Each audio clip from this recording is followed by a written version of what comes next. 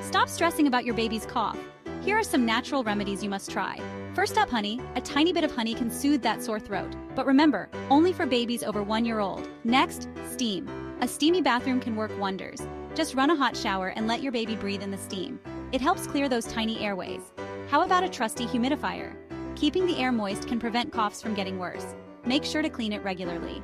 And don't forget hydration. Plenty of fluids like water or breast milk keep those throats moist and happy. Lastly, elevate their head while sleeping. Prop up their crib mattress a bit to help with nighttime coughing. There you have it. 5 simple, natural remedies to help your little one feel better. Remember, always check with your pediatrician first. Happy parenting, stay tuned for more tips, and don't forget to subscribe.